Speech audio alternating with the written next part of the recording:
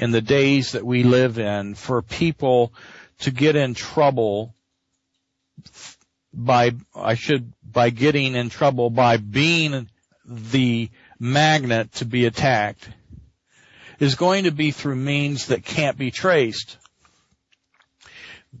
Generally speaking, the old days of targeting somebody with a gun and killing them are over, well, except for the Mossad, who are now, by the way, in trouble. And this is a long geopolitical spy movie I'm going to get into later. But by and large, if you watch any photographs, any television, I don't care where the news is, and they show you an outdoor picture, watch the Weather Channel, you will see telltale signs of HAARP, or if you want to call it scalar technology at work on this planet.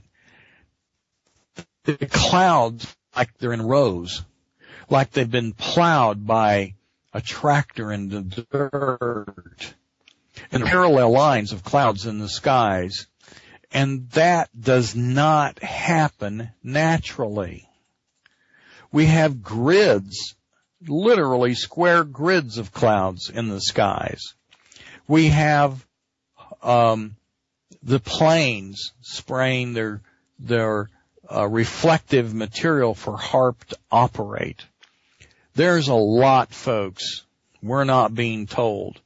And if for those of you that believe in prophetic events, much like the apocalyptic events of the Bible, you know that there are what's called earth changes in them, where we have earthquakes in diverse places, where we have all those kinds of events. And I'm going to tell you, every one of them, every single one of these could be created by HAARP.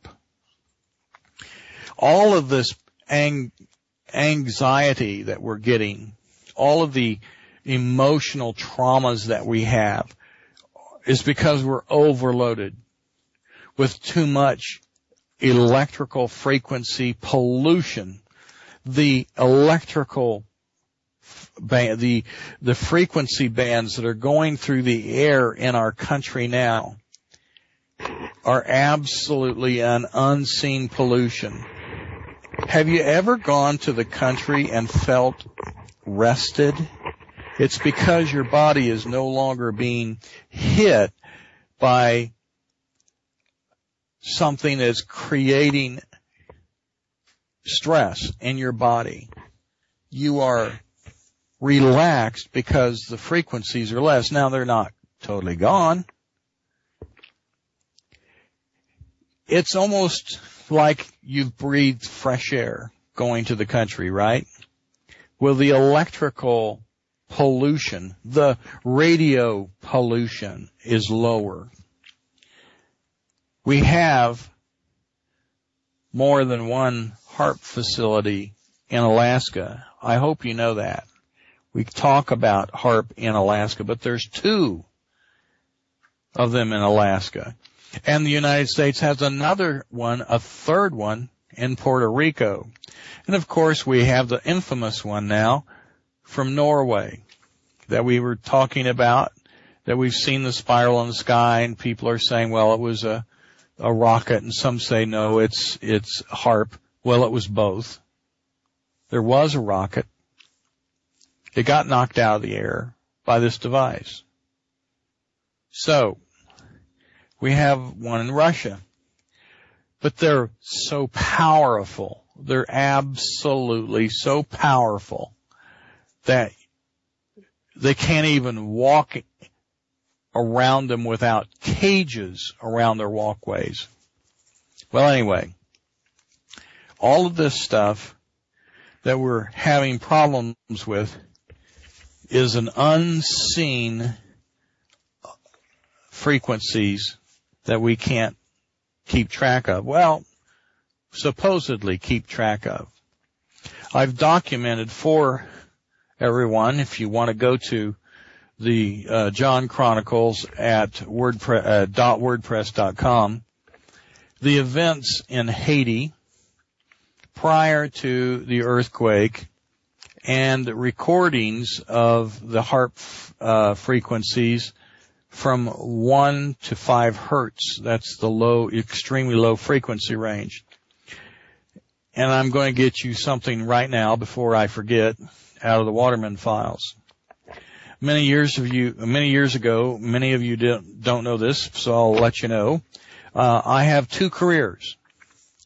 And one is, of course, what I do now, being a doctor. The other one was that I used to be in architecture.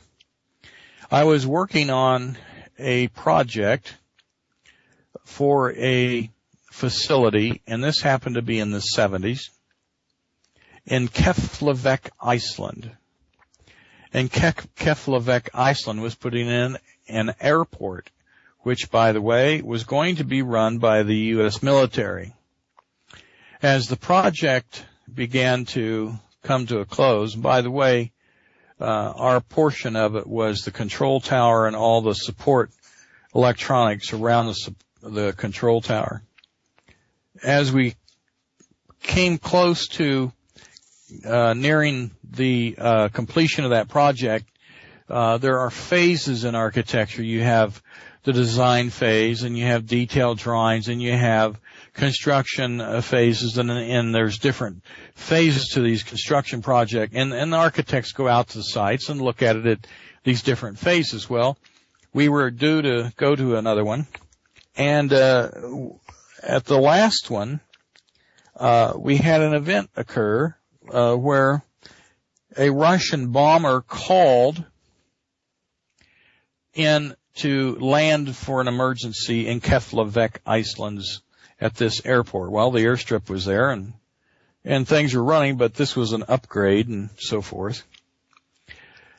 And so the bomber came down, landed, came over by the hangars where the military jets were, and this bomber was so big there wouldn't have been one jet that would have been able to get out. As it passed by the hangar, particularly where the project architect was standing, who, by the way, had a camera, the pilot looked up and gave the international hand sign of the international bird hand sign to him to welcome everybody there in the tower to his little ploy of, gosh, I've got an emergency.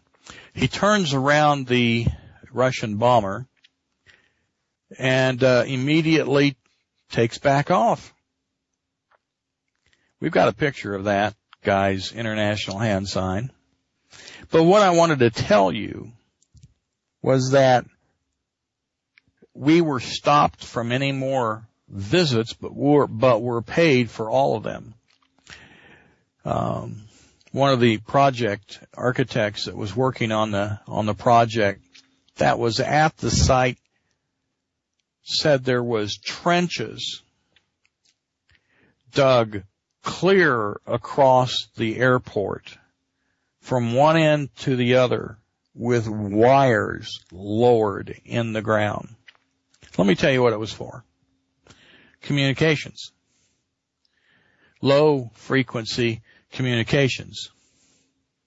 I have a friend that is a broadcast engineer and consultant, an electrical guru, for any kind of communications device you can imagine, having worked in classified department of the Air Force all of his life in Tinker Air Force Base.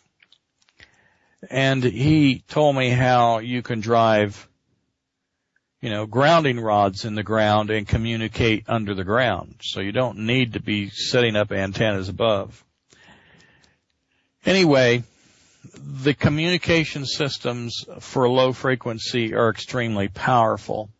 And now that they've been able to put them in the air, they direct those frequencies so that they can get the results they want. No doubt, it can cause a lot of problems. When you turn on HARP, by the way, and you